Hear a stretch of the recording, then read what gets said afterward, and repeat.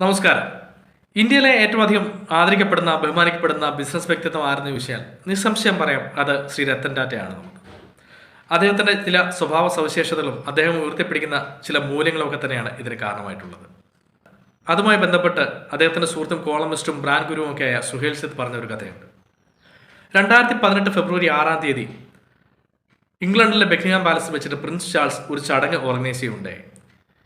രത്തൻ ടാറ്റയ്ക്ക് ഫിലാന്ത്രോഫിയിലുള്ള life time achievement award കൊടുക്കാൻ വേണ്ടിയുള്ള ചടങ്ങായിരുന്നു ഇത്. ഫിലാന്ത്രോഫിയിലുള്ള അവാർഡ് എന്ന് പറയുമ്പോൾ ജീവകാരുണ്യ പ്രവർത്തനങ്ങൾക്കും സാമൂഹിക സ്നേഹത്തിനും മനുഷ്യ സ്നേഹത്തിനും ഒക്കെ ഉള്ള അവാർഡാണ്. അങ്ങനെ 2018 ഫെബ്രുവരി 3 സുഹേൽ സെത്ത് ലണ്ടനിലെത്തുന്നു. അദ്ദേഹത്തിനും ആ ചടങ്ങിലേക്ക് ക്ഷണമുണ്ടായിരുന്നു. അദ്ദേഹം എയർപോർട്ടിൽ നിന്ന് തൻ്റെ ബാഗേജ് എടുത്ത് മുന്നോട്ട് പോയി മൊബൈൽ എടുത്ത് നോക്കിയപ്പോൾ അതിൽ 11 മിസ് കോൾസ് ഉണ്ടായിരുന്നു. ഈ മിസ്ഡ് കോൾസ് രത്തൻ ടാറ്റയുടേതായിരുന്നു. ആശ്ചര്യപ്പെട്ട് തിടുക്കപ്പെട്ട് അദ്ദേഹം തിരിച്ചു വിളിച്ചു, മിസ്റ്റർ ടാറ്റ എന്ത് പറ്റിയെന്ന് പറഞ്ഞു. അപ്പോൾ രത്തൻ ടാറ്റ പറഞ്ഞത്, സുഹേൽ, എനിക്ക് ആ ചടങ്ങിൽ പങ്കെടുക്കാൻ കഴിയില്ല എന്നാണ്.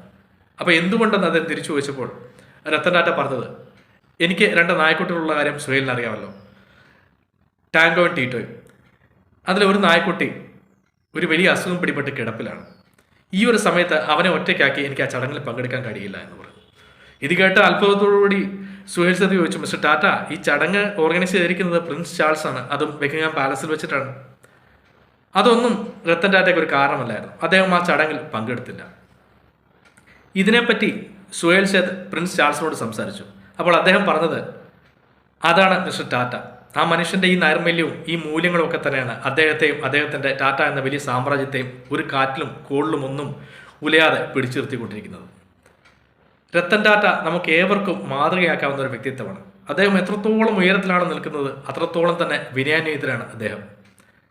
അദ്ദേഹത്തിൻ്റെ മനുഷ്യ സ്നേഹത്തെപ്പറ്റിയും സ്വഭാവ സവിശേഷതകളെ പറ്റിയുള്ള 1000 കഥകൾ ഇവിടെയുണ്ട്.